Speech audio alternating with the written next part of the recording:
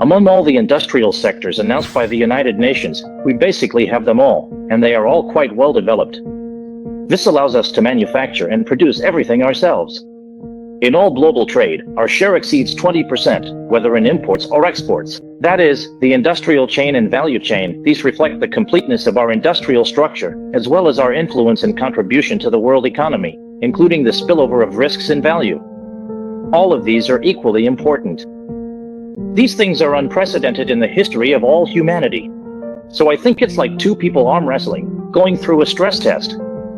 In fact, the past 3 to 4 years have been an extreme stress test, both sides arm wrestling, managing a stress test, testing each other's strength, a dialogue based on strength. This is a very apt description. So what truth has this revealed? It's not about you losing and me winning. I think both sides realize the need to compromise, and the world also needs us to get along. So, as you saw last week, people are talking about the relationship between China and the United States. It's the most important relationship in the world. The relationship between China and the United States actually determines the well-being of all humanity. Moreover, the two countries still need to communicate face-to-face to address issues, so we can look forward to both sides meeting and having more interactions at the APEC summit in November. I think this approach of competing without breaking off relations, where there is both rivalry and cooperation, can be called a competitive cooperative relationship. That's what I call it, a competitive cooperative relationship. A competitive cooperative relationship under extreme pressure requires not only competition but even more cooperation. Whether competition or cooperation takes precedence depends on the pressures both sides face at different times, as well as their policy agendas and key governance goals at various stages.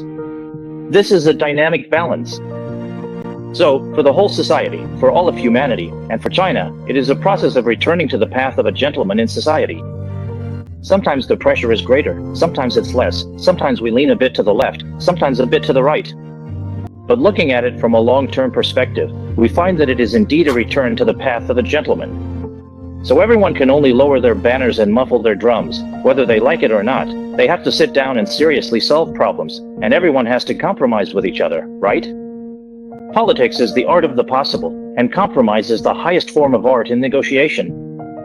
In fact, I have now become more optimistic,